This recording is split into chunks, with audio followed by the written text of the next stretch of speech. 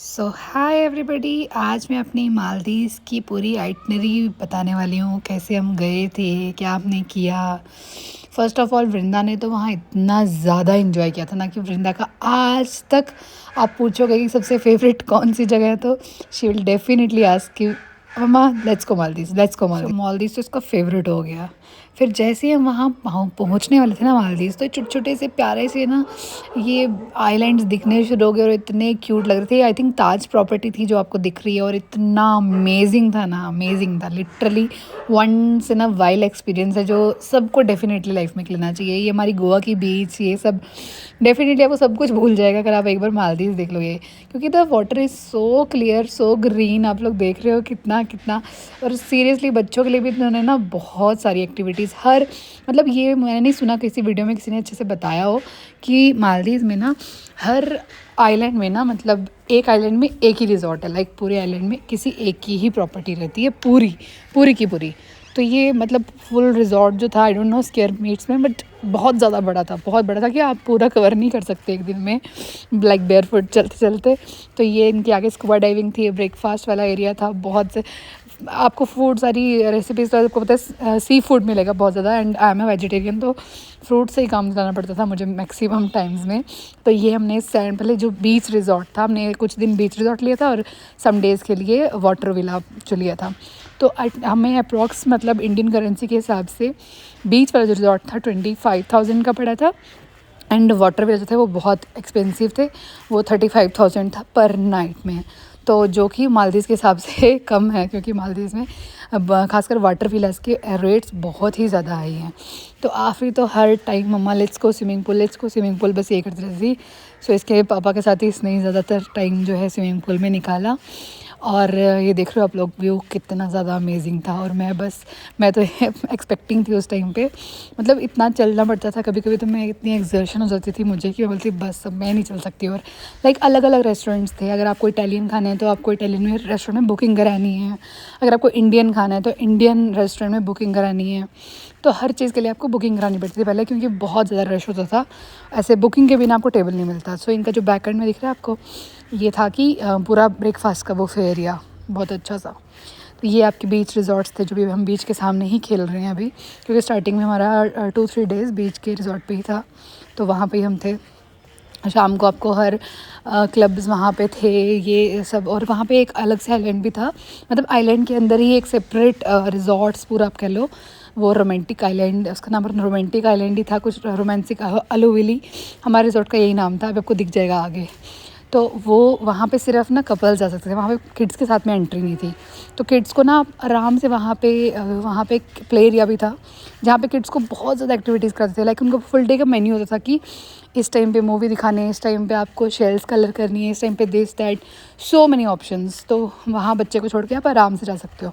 So I was expecting, तो मैं उनको रिक्वेस्ट करती थी मुझे बग्गी चाहिए, लाइक तो काट, तो फिर हम उसी में ही घूमती थी मैं ज़्यादातर maximum time.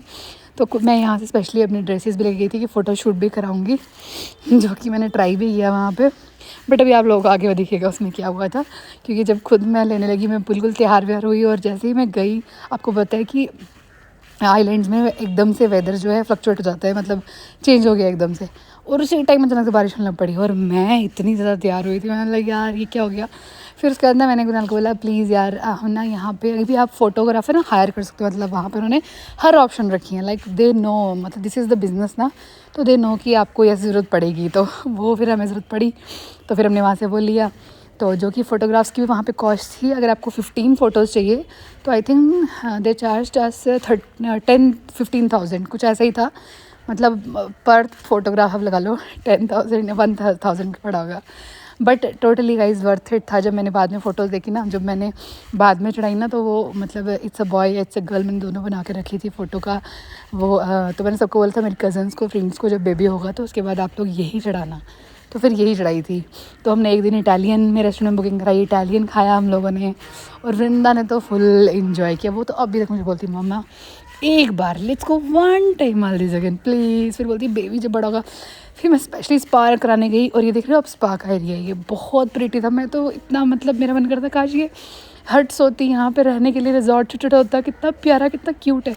But these are the spa areas. यहाँ पे मैंने कुणाल ने स्पा करवाया। तो मैंने स्पेशली वो कुणाल ने मेरे लिए वाली मसाज करवाई, वो जो एक्सपेक्टिंग मदर्स के लिए ना बहुत लाइट हैंडेड से वो करते मसाज, बहुत अच्छी थी, मतलब रिजुविनेट होगी मैं तो पूरी। और छोटी छोटी फिशेस थी, बहुत अच्छा लगा था। और आखिर तब तक हमने बिठाया था प्ले एरिया में, सो शी वाज प्लेइंग और मैंने वहाँ पे एक बहुत प्यारी सी फ्लोरल टी दी उन्होंने। उसके बाद हम अंदर गए, जो मैं आपको दिखाती हूँ अंदर, मतलब इतना सूदिंग था, वाटरफॉल की वॉइस दिख रहा होगा आप लोगों को। ये साथ में कुनाल के लिए, ये साथ में मेरा एरिया था। ओह अमेजिंग अमेजिंग, मैंने बोला ना ये once in a lifetime experience ज़रूर करना चाहिए। और Maldives is next level. Bali, ये सब जो आइलैंड्स है ना, बाली मुझे लगता है इतना क्लीन नहीं है। मैं बाली गई थी अपने हनीमून पे, बट मालदीव्स तो मस्ट मस्ट। ये सारी जो एक्टिविटीज़ है ना जो दिख रही है, मेरा इतना ज़्यादा मन कर रहा था ना ये सारी एक्टिविटीज़ करने का, बट मैं तो कुछ कर नहीं सकती थी क्योंकि मैं एक्सपेक्टिंग थी। वृंदा तो फर्स्ट प्राइजेस ला रही थी वहाँ प्ले एरिया में, एंड आप लोगों को दिख रहा है कितना इन्जॉय कर रही है यार। आई मिस दिस कि वो उसको हैप्पी देख के ना मुझे इतनी खुशी, मतलब see look at her expressions. And ये रात के लिए नाइट शो था जो मैं आपको बता रही हूँ ना, रोमांटिक आइलैंड, ये वहीं पे था। एंड स्ट्रेस मीट्स का म्यूज़िक वाज ना नेक्स्ट लेवल का था, मतलब I was lost for some time ना, इतना अच्छा म्यूज़िक था ना। इससे पहले टाइटैनिक का हार्ट गोज़ ऑन का इन्होंने रीमेक करा था सॉन्ग को, तो बहुत अच्छा था। सो डेफिनेटली बहुत अच्छा था। एंड इसके बाद हम ब्रेकफास्ट के लिए जा रहे थे एंड वृंदा ने खाया pancake with Nutella and look at her expression. Mummy ये मैं अपनी जो ड्रेस लेके आई थी और मैं ट्राई कर रही थी कि मेरी एक फ़ोटो तो आ जाए अच्छे से, जो मैंने बाद में उसके बाद फ़ोटोग्राफ़र से ही क्लिक करवाई, जो मैंने अपनी शायद यूट्यूब पे बैक एंड फ़ोटो रखी भी हुई है। लुक एट द अफ्रील, सी कितना इन्जॉय कर रही है। ट्रिप ना इसी के लिए था, मतलब मेरा बेबी मुन्नी था, बट वृंदा ने काफ़ी इन्जॉय किया। देखना आई वॉज कि कुणाल प्लीज़ एक कुछ साथ में क्लिक करें, एंड कुणाल का तो है नहीं कोई इंटरेस्ट इन सब चीज़ों में, सो मैं अकेले लग रही थी। कुणाल प्लीज़ ऐसे पकड़ो ना, वाला पोज़ करना है। कोई भी मेरा पोज़ ना ऐसे सक्सेसफुल हो नहीं पाता था जो मैं सोचती थी। और ऊपर से एक्सपेक्टिंग, ऊपर से मैं मतलब 1 मिनट में एग्जर्शन हो जाती थी मुझे बहुत, मतलब एंडिंग डेज़ में तो मुझे इतनी ज़्यादा एग्जर्शन हो गई कि मुझे लगा मुझे कुछ हो ना जाए, and I was very scared that time. So आपका ये वेलकम होता है। ये अभी हम डॉल्फिन देखने के लिए जा रहे थे। So look at the water, इतना प्यारा वाटर, और ना मतलब बहुत ज़्यादा। और आप जब लोग ना उसमें फ्लोटिंग वाले में रहते हैं ना वाटर विलाज में, literally it was like moving. मुझे रात को लगता था अगर सपोज़ ये मतलब ऐसे जो जिनकी सपोर्ट से ये एक स्टैंड है, अगर वो गिर जाए और मैं बहते बहते कहाँ तक पहुँच जाऊँगी। It was literally moving. जब वो बिग वेव आती थी ना तो बहुत मूव करता था। और ये आप ठीक गई, वृंदा गई दोबारा पानी में, and raining started.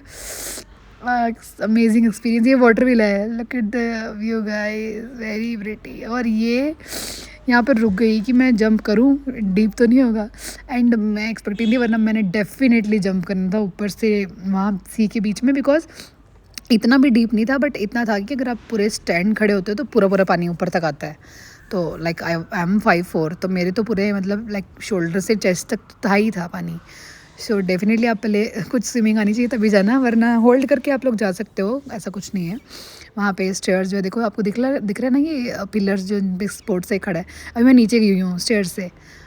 Kunal was like मेरे को कि मत जाओ, मैं फिर चोरी से तो चली गई ना, मेरे को कुछ तो एक्सपीरियंस करना था ना, इतनी दूर आई हूँ। सो मैं तो गई अंदर तक, बस पानी में गई, मैं टच करना चाहती थी कि कितना डीप है। सो डीप तो था कि आप लोगों को स्विमिंग आनी चाहिए, इतना डीप तो था ही था। सो मैं कोशिश कर रही हूँ जाने की। मुझे डर भी बहुत लग रहा था क्योंकि मैं तो स्विमर हूँ नहीं अच्छी। मैं तो पहाड़ी वाली स्विमर हूँ जो छोटे छोटे रिवर्स में ना बस बैठना जानते हैं, इतना ही। अच्छा मैंने ट्राई किया, मुझे लगा नहीं यार ये तो बहुत बहुत डीप है। मैं फिर भी ट्राई कर रही हूँ, नहीं मुझे पाँव पहुँचाना है, एक बार मुझे पाँव पहुँचाना है। मैं फिर उल्टी हुई, बैक साइड से सोचा थोड़ा सा और जाके देखती हूँ। थोड़ा सा और करते करते मेरे को लगा नहीं यार ये ना कुछ ज़्यादा ही है, मैं नहीं कर पाऊँगी। फिर मैं वापस आ गई, मुझे लगा नहीं कुछ गलत हो जाएगा। फिर वहाँ पे हमारे लिए शैम्पेन भी थी, तो हम लोगों ने ऐसे ही पीनी तो थी नहीं मैंने। सो कुणाल ने बोला चलो चीयर्स करते हैं, एंड दिस इज़ दैट थी ट्लू बुल। ये नाम दिख रहा है ना आपको, तो वही हमारे रिजॉर्ट का नाम था। अगर इनकेस नहीं भी हो मैंने डाल दूँगी नाम लिख के। सो ये रोमांटिक आइलैंड पे ही है जो सिर्फ और सिर्फ कपल्स के लिए है, किड्स नॉट अलाउड। यहाँ पे बहुत अच्छा सब कुछ था, यहाँ पे मतलब मज़े ही कर दिए हमने।